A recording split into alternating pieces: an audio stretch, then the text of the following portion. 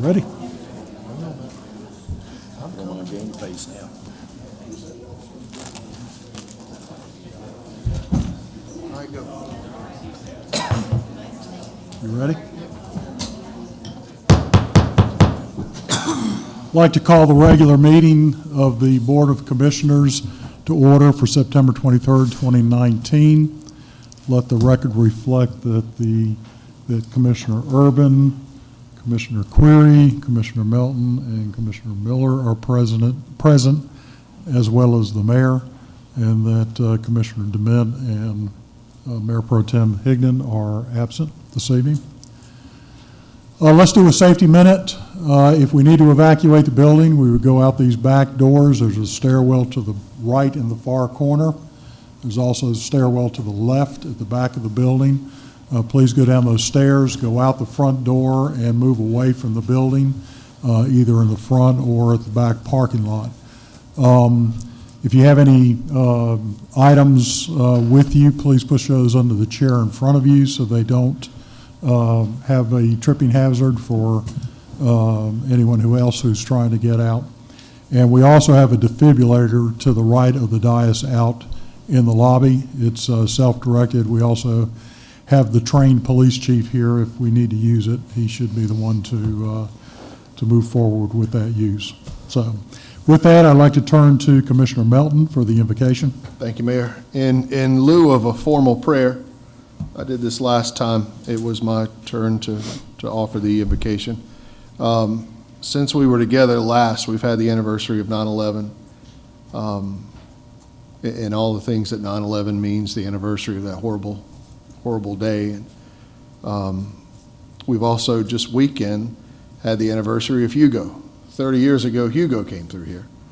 And while it wasn't a big of a loss as 9/11 was, we all lost the little things we take advantage of every day. I mean, how many of us were cooking chicken noodle soup on the grill just to get rid of charcoal to keep from wasting it? Or we were having these big neighborhood cookouts to keep from wasting food, you know? So it's the little things we take advantage of every day that we don't really recognize that we're blessed to have. So I'm going to ask we take a 30-second, 1-minute moment of silence just to think about those people who lost family and friends and colleagues on 9/11 and the horrible things that happened to us, and then take a minute and think about the blessings we have every day that we don't recognize, that if we did without, we would certainly be impacted. But I'm going to, when we're done, ask the mayor to thank everyone for doing that. So right now, let's just take a quick moment of silence to be thankful for everything we have.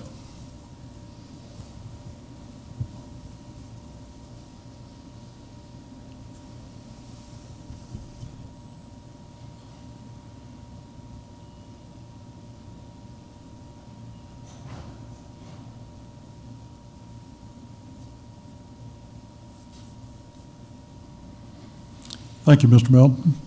Please join me in the Pledge of Allegiance.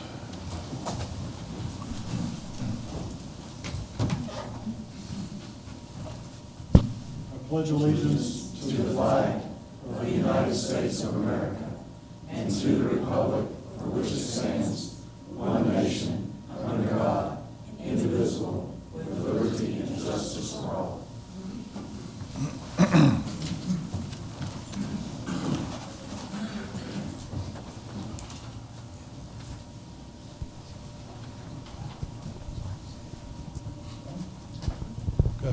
Carol Hambridge.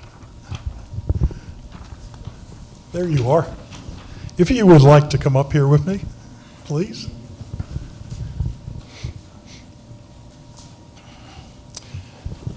So this, go ahead and turn around. This is a newly installed mural that's on the side of Planet Ballroom, the building. And the mural's name is Celebrating Matthews, and Carol Hambridge is the artist of this mural. It's vinyl. It's based on the original artwork that you did for the 25th anniversary of Matthews Alive. And it shows off the small town joys of Matthews. One thing that is really important in this is the phrase inscribed in the heart. And I don't know, Lori, if we can make that bigger or not, but there's a heart on the street. Hazen, let me see if I can get your pointer there. Good, here it is. Okay. There's a heart right here on the street. Okay? And it says, where love grows from the heart of the American dream. So we have the iconic buildings from downtown Matthews. We have the Matthews Alive Parade band. We've got the dates on the front of the cars here. And one other thing I wanted to mention in this particular mural is this man here is holding the French flag and the American flag. And that's a tribute to the relationship that Matthews has with our sister city, Saint Maxime in France. So we had Commissioner Miller, Commissioner DeMint, myself, and Mr. Blodgett had the opportunity to go over there about a month ago and celebrate with them the 75th anniversary of the southern invasion of France. And it was quite moving and quite emotional. So what I wanted to do was to thank Carol for her artistic capabilities. Very, very nice, and recognize her for what she's contributed to Matthews. And if you haven't already seen it, down at the McDowell Arts Center, Carol also has another mural on the side of that building. And it can, when I look at it, I see the legacy of farming in our community, because there's flowers, there's fields of corn, and other farming tools and whatnot that are in this picture. And it's very attractive, and Carol, I want to tell you, you do an excellent job. I'm very proud of that. And if you would like to say some words? I would. Thank you very much. First, I would like to thank, this was an incredible opportunity for me, just to have my work up where everyone can enjoy it is a dream come true for me. But I wanted to thank the Board of Commissioners and the Mayor. Thank you very much. Also, I want to thank the Department of Parks, Recreation, and Cultural Resources, and especially Melissa Johnson, who was very, very patient with me, because it takes a long time for me to do this process. And sometimes things happen as I take my time. It's the process. And I also want to thank my husband, Don, because it did take me, after I had to enlarge it, so I improved it after it was a design for Matthews Alive. And so I spent many, many hours and weekends, and my husband would cook for me, and I would always say, no, I can't do that, and he's very patient. So I really owe a lot to him. So it's a portrait of a town. I've lived here for over 30 years. I wasn't born here, but as many people have moved here. And what could be better than a parade to show a time when we all come together as a community? And I did a lot of these are from photos I took in 2017 from the parade at that time.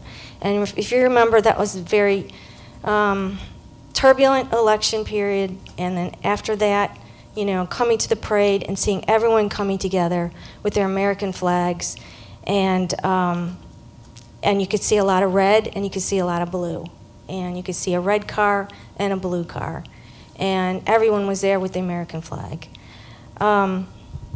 Another thing I wanted to point out, a big part of Matthews for me downtown is all the beautiful flowers. And I know that that's kind of unique. I don't see that everywhere. And I know that there's a lot of love and extra, just out of your heart, just doing the extra amount than just planting the flowers. They're watered and nurtured, and I enjoy them every time I see them. So you can see, as I was doing this, it just happens. The flowers started turning into hearts, and they started floating up into the sky and turning into balloons. sort of symbolizing, all of our collective dreams coming true together. So hopefully you will envision yourself in the mural, whether you were born here, whether you moved here, or whether you're just visiting. And I try to create a sense of place and a sense of belonging. So I hope, I'm just thrilled. One last thing.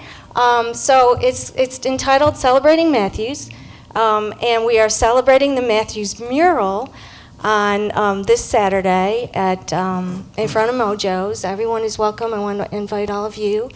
And we're going to just celebrate me finishing it.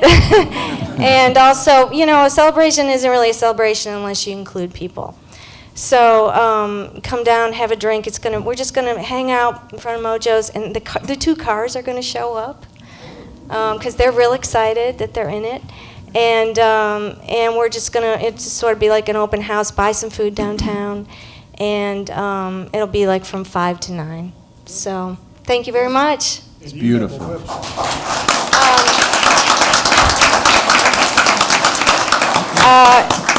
Yes, in fact, I can make prints of this, different sizes, so if you're interested, I do have a website, or you could email me. I guess my website, I'm Susaberry artworks.com, or carolzhambridge@gmail.com. So, I'm just really thrilled that I could share what was in my heart and what I see in Matthews, and I really would love to hear what you see in it. It's beautiful. Thank you.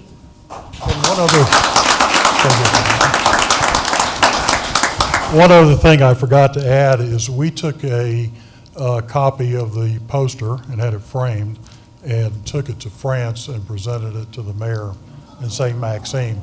So they have a copy of this over in France in the town hall. And then once this went up, I took a picture and emailed it over to them to let them see what it looked like. So very good. I hope one day I'll go over there and see it. Yeah, it's a beautiful place. Thank you.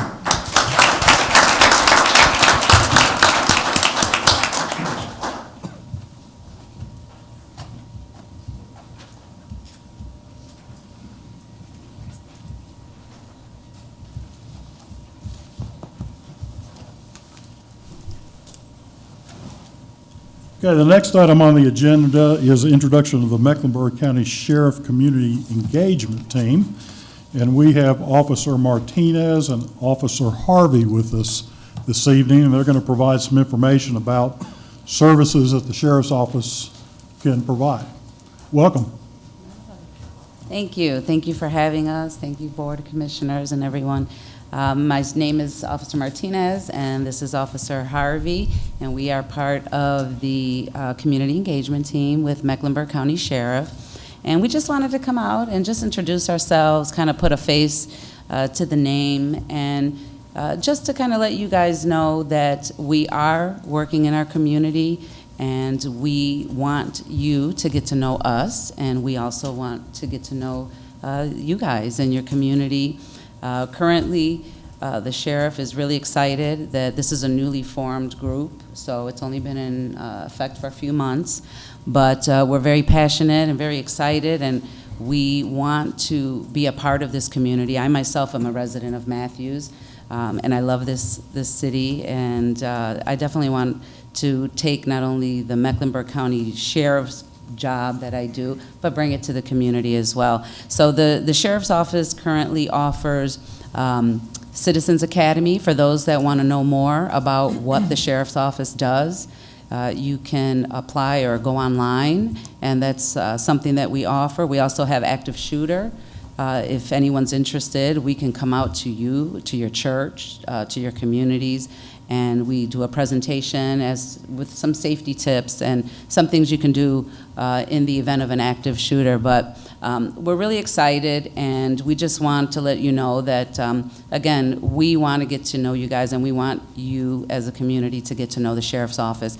So I will also leave my business card out there in the lobby. If anyone's interested, they can reach out to us, and we'd be more than glad to partner with you or be of any any service that we can do and help any way that we can.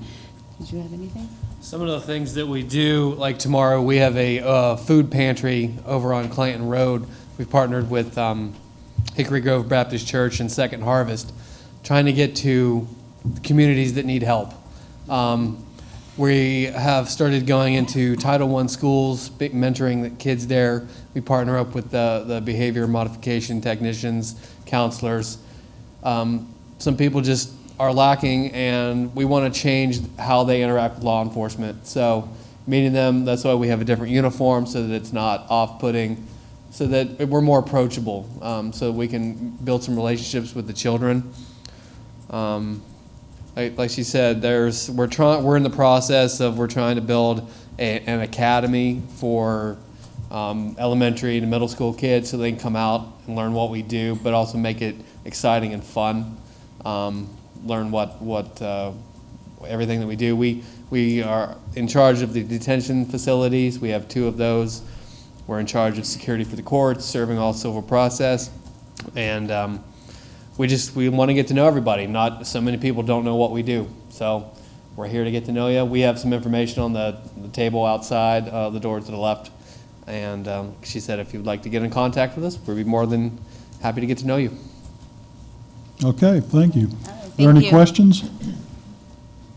I think most of us probably think of the sheriff's office as the jail and the courthouse. We Yes. don't really want to be there, so it's good Nobody to hear does. that I know.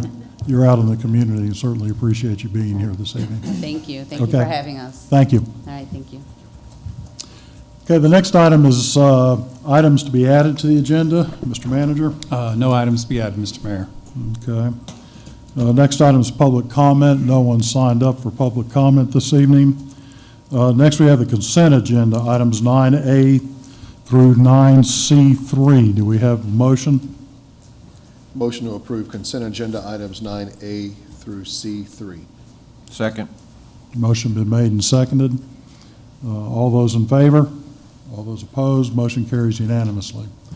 Next item is 10A, receive information on Pleasant Plains sidewalk.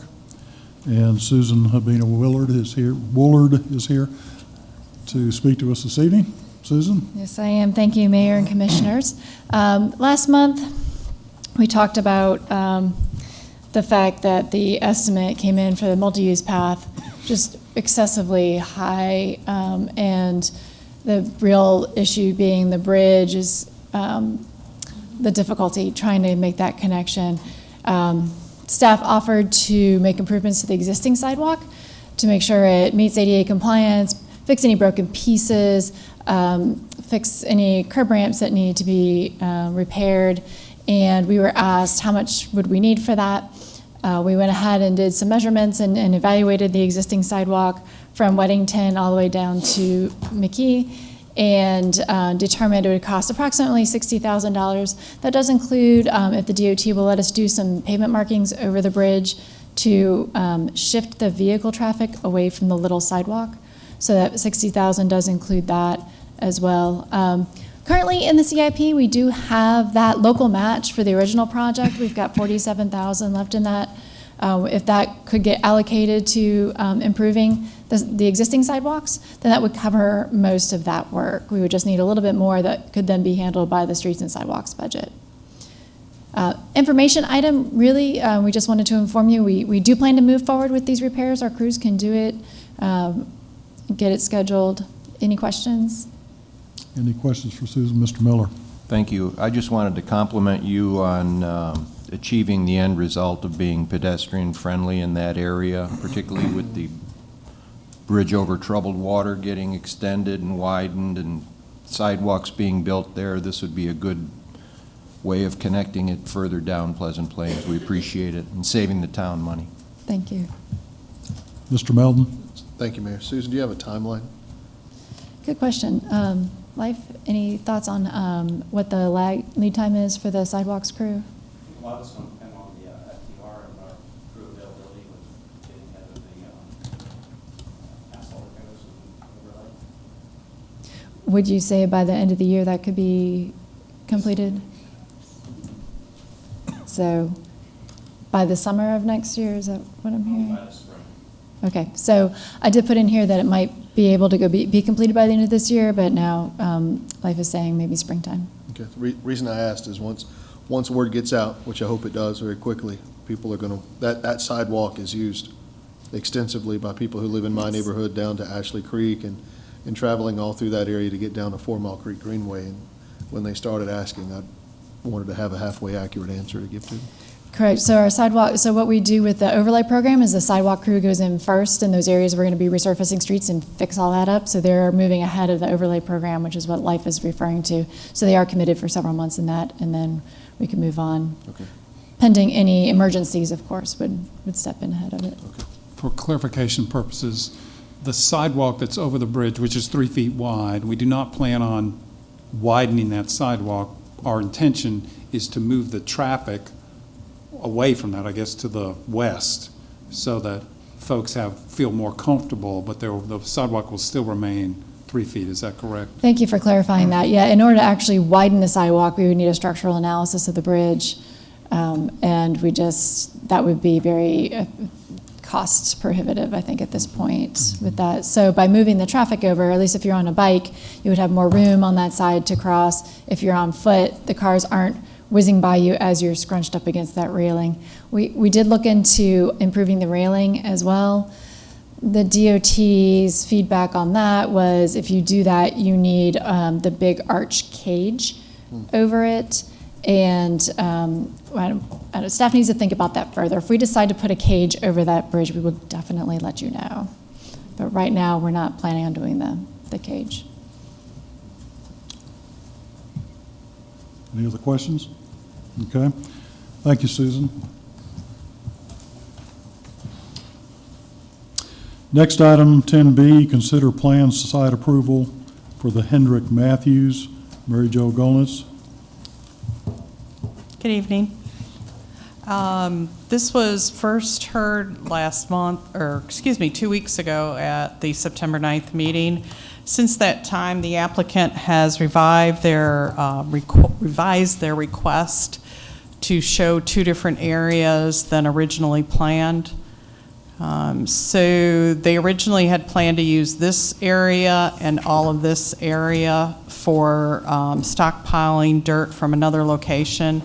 Now they are requesting to just use this front section here, which is approximately 4 acres of disturbance, and this area here, which will be approximately 5 acres of disturbance. They are committing to a 100-foot buffer, leaving the trees here along CPC Lane, and committing to 70 feet along CPC Lane and Matthews Indian Trail Road over here.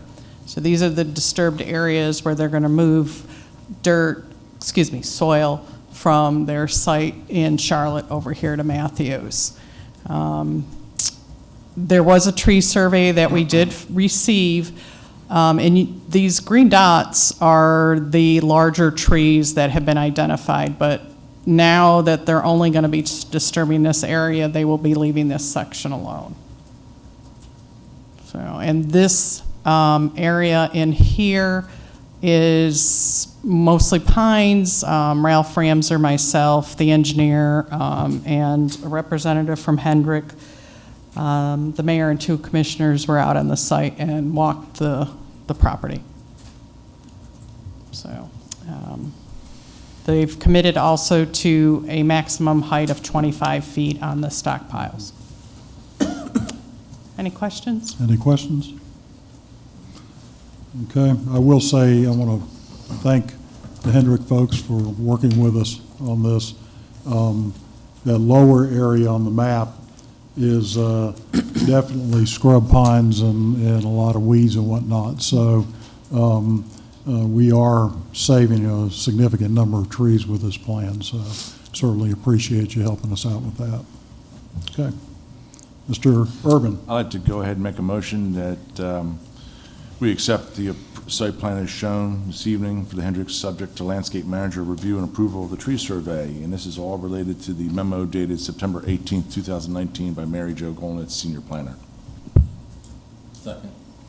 Motion been made and seconded. Any discussion? All those in favor? All those opposed? Motion carries unanimously. Thank you. Hello, Beth, how are you? Good evening. I'm doing well, thank you. So the next item is new business, so 11A is receive the monthly budget report, and this is Beth Blair, our finance director. So the floor is yours. Well, thank you. Good evening, everybody, and I'm pleased to be here.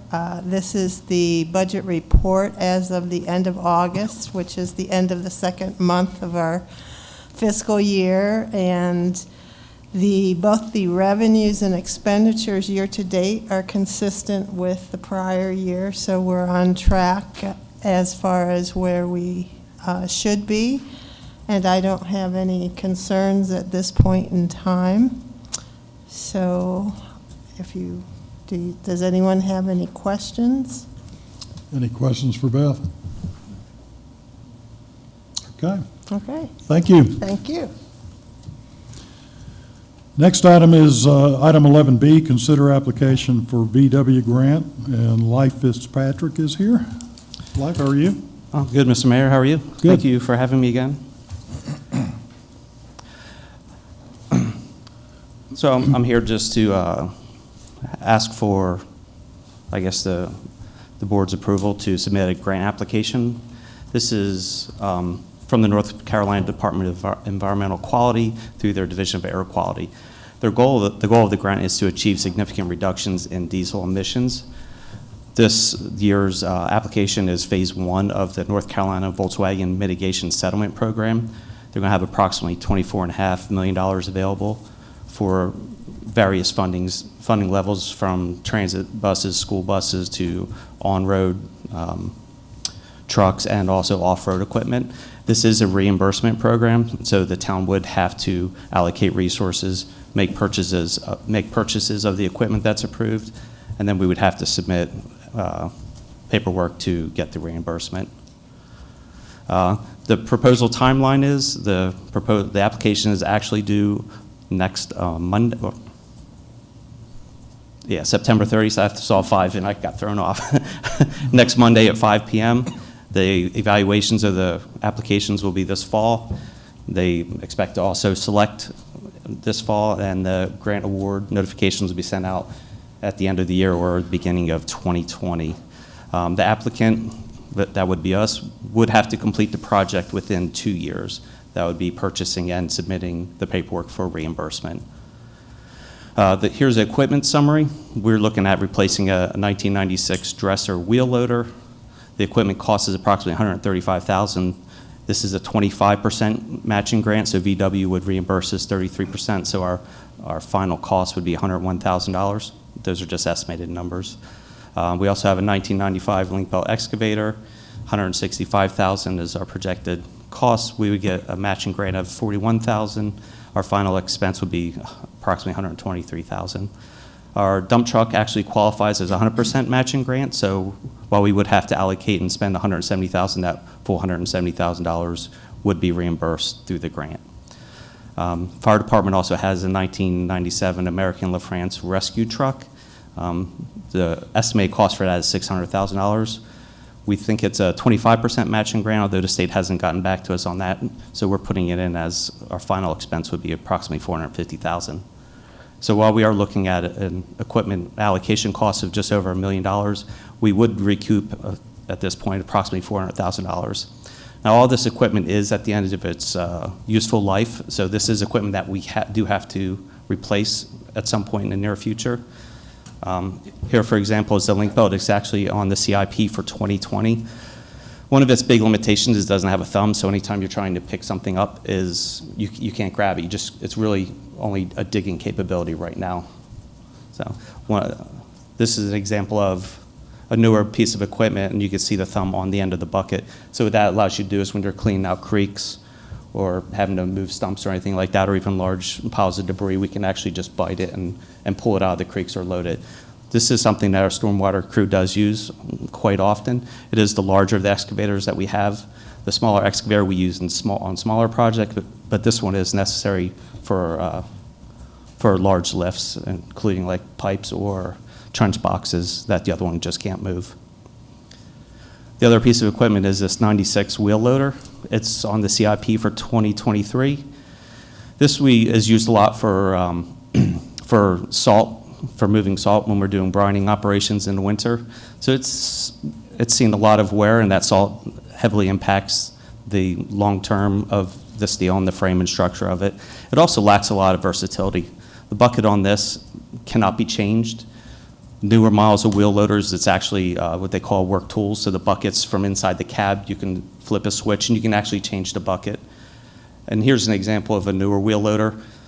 And from the cab, like I said, you can just select, and it's actually just a push of a button of the hydraulics. It'll release the hydraulic, and you can just drive back and pull up to another one and load it. So we can also use a forklift. Currently, we don't have a forklift at our location, so we're not able to load pallets. We do have, I take that back, we have a smaller forklift that's on the skid steer, but it's not able to load like a full pallet of concrete. We have to manually unload like the first couple layers of concrete in order to be able to lift up. It's just too heavy for that piece of equipment. So, and then on the bottom left there, that's a grapple bucket. You can use that to move debris. You can use it to like bite, is what we call it, bite large trunks or tree debris or anything like that. So it can be used to for storm cleanups. The large bucket is just an aggregate bucket. That's something we would use to move salt or dirt or sand or anything else that we have on the yard. That's what the use is primarily, is just moving aggregates on the yard. When we purchase a new wheel loader, we'd be able to use it for many different functions. There are other options for this bucket or for work tools, but these are the ones we would primarily use, but we could add on to that in the future. For instance, that's a planer or miller for asphalt. And also, you can also purchase a brush for cleaning street sidewalks. And it also comes with a snow blower, but I hope we never have to use something like that. No. So. Here's our dump truck. It was actually slated for the CIP this year, but due to funding constraints, we were not able to purchase it. This equipment or this truck has been on the road for 22 years. It was part of our brining or salting operation too. So it does have a lot of rust on the back, and it's not compatible with our newer salt and brining equipment. It just doesn't have the technology that we have today. And here's the picture of the rescue truck for the fire department that they're interested in with this grant. Now, I will say that the grant, if we do apply, if we are accepted, we do have that option when the award comes to whether or not we do accept it, so it's not binding at this point. If we were accepted, it would be a contract that we would enter into with the Department of Environmental Quality, was it? The DEQ. And at that point, we would have 2 years from that date to make the purchases. So we're asking that you approve the town manager to sign it and submit the grant application to replace these vehicles and equipment. Any questions for Life? Mr. Miller. I'll make a motion that we approve the town manager to sign and submit the application for the grant on the 4 items that were just mentioned in the memo. Second. Motion been made and seconded. Any discussion? Life, let me ask you a question about the excavator. Yes, sir. Is any portion of that estimated cost retrievable from the stormwater fund? We can use stormwater funds. Okay. So that's, I mean, it's still in the budget. It still would be that same amount after the grant was provided, but. Show the money. Yes, sir. Okay.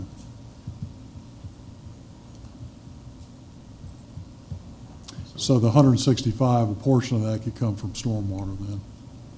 That's right. Okay. Yes. All right. All right. Any other questions? Okay.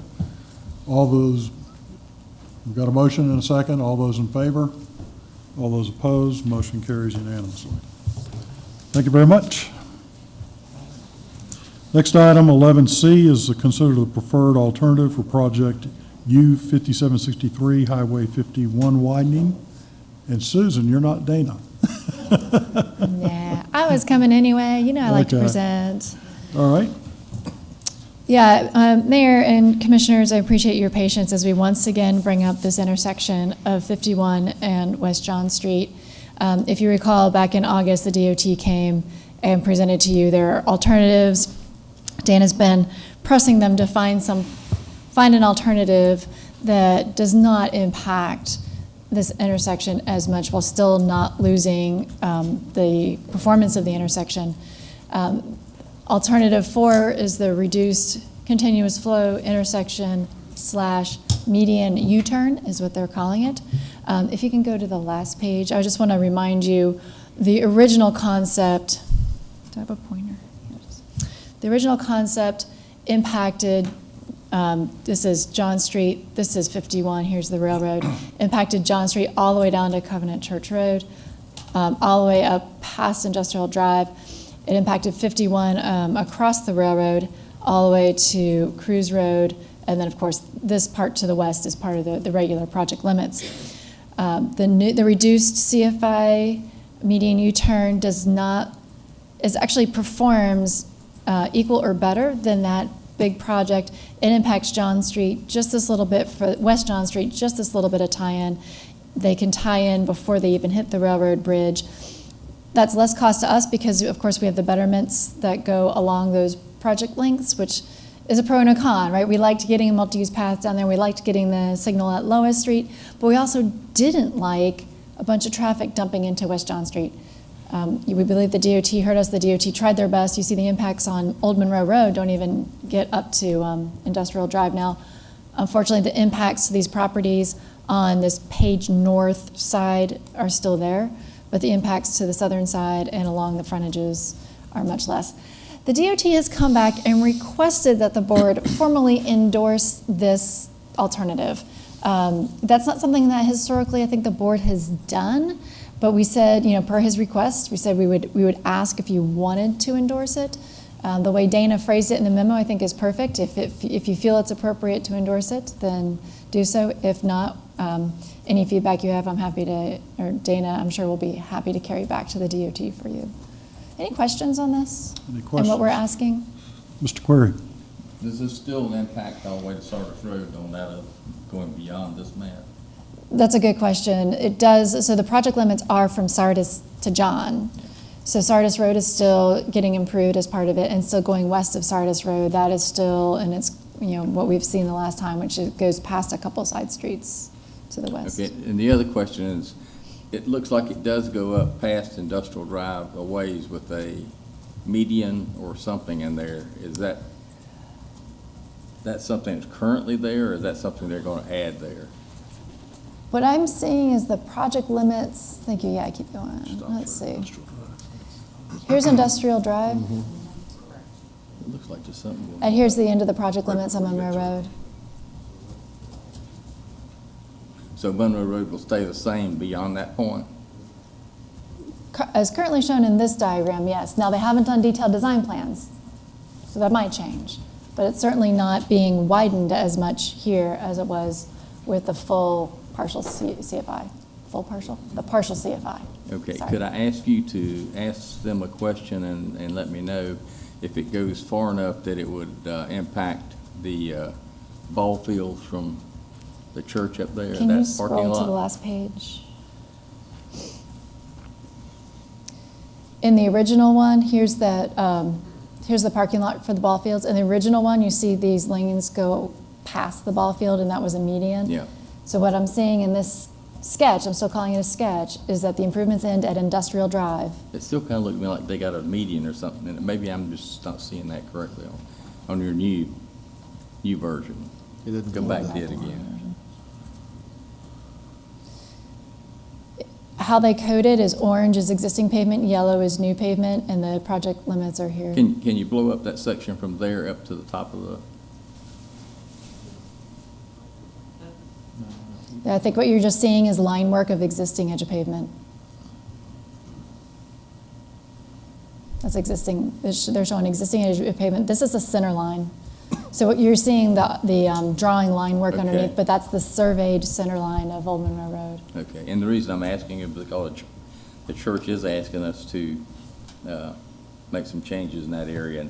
And in talking to them, we talked about right in and right out, and we thought maybe at that time this was going to impact them. But now we're saying it's not going to impact them. If they move forward with the reduced CFI MUT, correct. It appears right now by this diagram that it would not go all the way up to their parcel. Okay, thank you. Any other questions? Mr. Urban? It's not so much a question, but, well, it is a question. Let's back up a little bit. I think Commissioner Query is correct. In talking with Warner Park folks, there is an issue further up. And obviously, it doesn't seem like DOT is really addressing turn lanes and things like that above Industrial Drive, which are suspect here. But let's look at their plan as it stands right now, and where it says Monroe Road. So if I'm in that building, and I think that's the, right north of that is the Korean grocery store.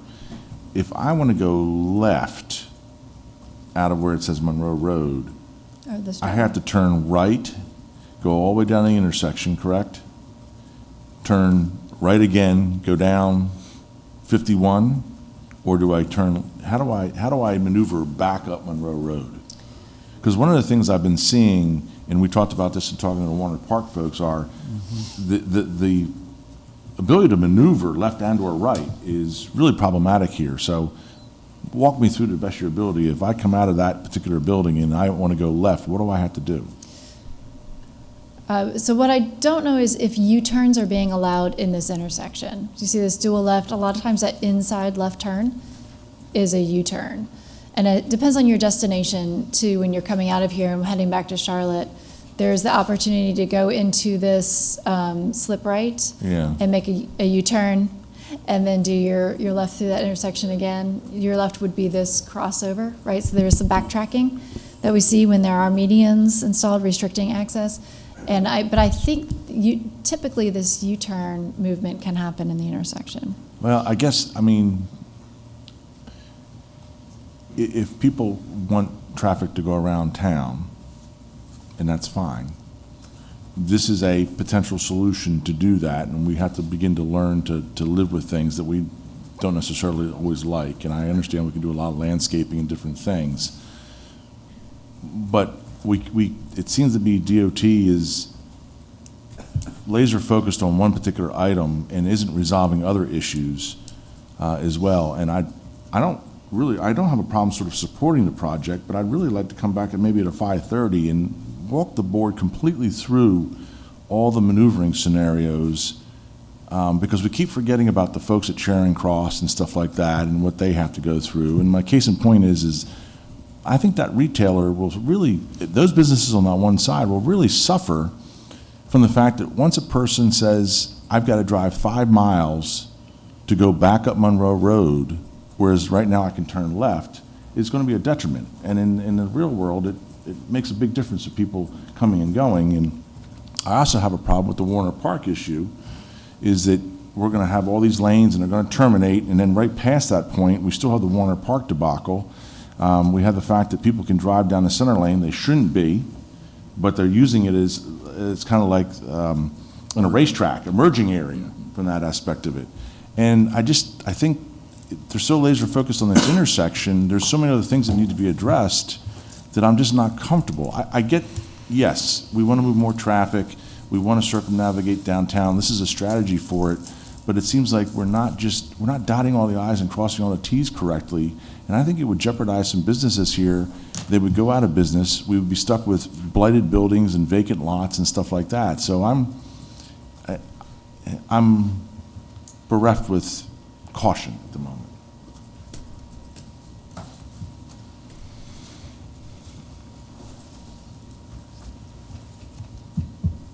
Any other questions for Susan Yes. and Mr. Query? John asked if before we make a decision on this, was there a chance we could meet with the DOT folks and let them answer some of these questions for us? Question specifically to the Warner Park issue? No, not. I think that's a different. Warner Park is one issue, but those businesses and how people are going to have to get around when they come out of those turn left, or turn right if they come out of it and they go up and turn right again. Then they've got to go all the way to Sardis Road to turn back to come back, haven't they? No. Where can they turn again? The next is, there might be another median U-turn before you get to Fullwood. I'm not sure though, because Before you get the to drawing Fullwood? cuts off here at Warner Park. We don't have it in front of us, but there is a signal at Fullwood that'll have a U-turn movement. But that's still It's a ways. an easy move for anybody that wants to, because then they're going to come right back down and have to make a left. I To think me, I would like to have some more explanation on exactly how this thing is moving before we give them an approval that they're saying that we think it's all right. I think it depends on what you want to get out of it. If you say, I don't like those turning movements, don't improve this intersection, I would say from a staff level, we're not happy with the intersection in its current configuration because we get all kinds of complaints about delays at this intersection. So I think it really depends on your intent. If you don't want any of the project to move forward, then that's a much different discussion than Dana and I sitting down with the plans with you guys saying, here's this turning movement, here's this turning movement. Mine is not to kill the whole project, it's just to get this explained more, and maybe I'm the one that's not understanding what they're doing, but there's a lot of lanes there, and I'm not sure I really understand what these businesses like John was asking on the, I reckon, northeast or northwest there, how those people are gonna keep their businesses. Yeah, I think that's a valid concern. Yeah, absolutely. So my thought would be to let staff, I think these are great, it's kind of we've looked at this on the macro level, right, kind of this big level. Right. Now the question is the micro level, and my suggestion would be let Susan and Dana look on this, kind of investigate this a little bit, but then I think it may be smart to get somebody like Stuart Basham in here, right, maybe to step the board through like where the U-turn would be, what would it look like. I'm sure Travis would be happy to come back and do that. He's the project engineer on this. I think what they would say back to me is, well, in order to do that, we have to move forward with a little more design. Should we do that or should we not? This, it's kind of this chicken or the egg thing. And if they don't hear back from us, they're going to continue to move forward, I think, with this option. If we're okay with that, as long as we continue to have good contact with them, then we can have Travis come back and say, okay, we've done more detailed design, and here's what we've come up with. Because I know some of the stuff like about Charing Cross, they have already looked at that and addressed a lot of those based on the public hearing meeting. Mr. Melton. Thank you, Mayor. One of my biggest concerns is across the street from Stacks at the trucking depot or the warehouse. Looking at this now, how are those trucks going to pull out and turn south on John to head back to 485 or get on NC 51 to go to 74 to 485? What's the unintended consequence of having a median there? Are those trucks going to have to go up and cause congestion on another thoroughfare that wasn't designed to handle that level of tractor-trailer traffic? So I would like, in addition to Commissioner Urban and Query's requests about the smaller businesses, mine would be, what impact are we having on the tractor-trailer traffic? And again, I think once they get into detailed design, that's the stuff that they're going to work through. But I can definitely add that to the list. And I hear you, Susan. But my biggest fear is someone interpreting our version of endorsement for acceptance and approval, and I don't want to confuse that. I want it to be crystal clear. Excuse me. Mr. Query. Yeah. And Susan, they're asking for us to endorse this. And how can we endorse it when we don't understand what's going on? I mean, there's no way I would endorse it until I know what's going on. I don't think you need to get into the detailed plans. I think they can come and explain exactly how this goes with this plan. I don't think they have to get into any more plans to do it. I think they have tried to explain it to us before, but they always had 4 or 5 versions they were explaining. And I'd like that, before I would even consider anything on this, I would want to talk to them and see exactly what they're talking about and exactly how this moves traffic. Would you be willing to have a one-on-one with the project engineer? one-on-one might be off, but what I'm understanding is more than 3 commissioners that are interested in it, and that means it's going to be a meeting. So one-on-one's fine with me. John's got questions, and So what I would suggest is we get with DOT. I think these are fair questions, right? They may say this may take more detailed design on some of the things, but I think some of these are big picture questions. I think we should look to Lori to see, okay, what's a 5:30 meeting look like in the future? If we can't do that, to meet with y'all in groups of 3 or less would also be acceptable as a way to kind of talk this out. So So 5:30 meetings are all booked, they are? yes. Okay. So we'd have to have separate meetings or a special meeting one evening to talk through this.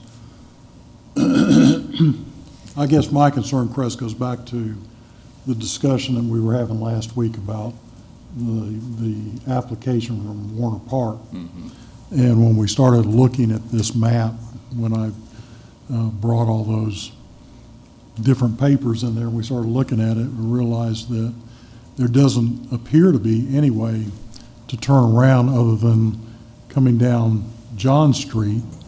You do have the possibility to come straight through the intersection, come down to this area down here in front of Aldi's, and you could make a U-turn there and come back up.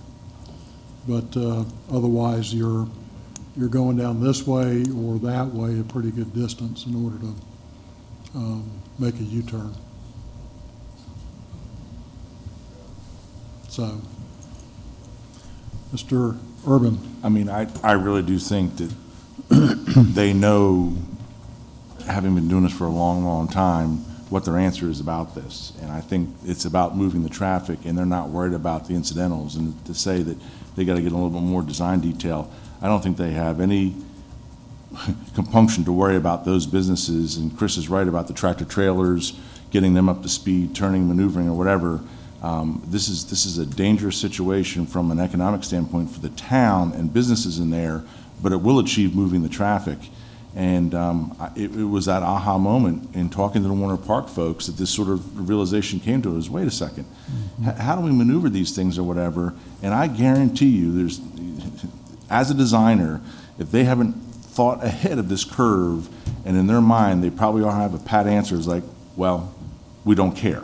I just don't see any more level of design detail getting in here that's going to resolve all those issues. I think they're just going to have to say, we have to move traffic, and so people are going to have to do these extraordinary maneuvers to get in and out of these businesses, and that's not acceptable to me from that aspect of it. That's why I liked when the quarter principle was brought in, which is that ancillary road in there, which maybe that has to come back to the table, that begins to give you some opportunities and more connectivity. This is very much like 74 in a lot of respects. There's not a lot of connectivity in getting on and off this thing, and that's what my fear is. My biggest fear is that Stumptown Athletic is developing that building off to the far right-hand corner there or whatever, is going to be investing quite a bit of money, and then the question is going to be, well, how do people get in and get out and go about? And there's nothing worse to drive a nail into a coffin of a business is the accessibility of it. So we just need to vet this a little bit further. And I don't want to take up whatever torch for NCDOT, but they did talk about evaluating this intersection to 2035 or 2040. Yeah. And they talked about there's going to be enough traffic out there that they looked at a interstate level interchange. And think about that kind of bridge structure in our town is I think it's astonishing for most of us. So, I mean, this is probably the best design of a bad situation. And then the question is some of these details that I think are fair questions to ask. And my guess is DOT has worked through some of this. And if they haven't, they probably need to make some modifications. So I do think it's a fair discussion to have. And I think we can work on setting up some meetings. We can either have a special board meeting or do small meetings with DOT and brief you guys. Yep, that sounds great. Thank you so much for the discussion. Everybody in concurrence with that direction? Okay. Thank you, Susan. Next item is 11D, consider repealing Town Code Chapter 101 and consider adopting Town Code Chapter 101A, parades and picketing. Chief Pennington. Good evening, Mayor, Board. I'm here tonight just to talk about the consideration of repealing Chapter 101 and the adoption of the new Chapter 101A. Just to give you guys a little bit of background, in July of 2012, the current Chapter 101 was adopted. And as we do periodically when information comes forward or situations arise, as we review our current policies and ordinances and try to determine where possible changes can take place to better enhance the goal behind them. So we did that in this case. We looked at Chapter 101. We realized that it is lacking in some of our ability to permit and allow public assembly, as well as picketing and parades. So we looked at that part of it. While there is Supreme Court rulings out there that allow organizations and entities to update these as to govern both time, place, and manner restrictions as long as it is content neutral. So all of this is laid out in the memo that I provided. So in the new 101A, there's several changes. I apologize, there's not a track change version for you to kind of review back and forth because there were so many changes. I think it would have just been very voluminous. We're looking at defining public assembly in our current policy, looking at defining prohibited actions, which I think gives us a little bit more teeth, if you will, to an ordinance of this type. Includes public assembly and the permitting requirements. Currently, we only require permitting on a parade, not on a public assembly. Clarifies the permit and escort fees and still allows for an individual who is indigent to waive those fees. It does include a 30-day application rule, which is an increase from our current 10-day application rule, which requires the chief of police to approve or to provide alternative type accommodations or to disapprove.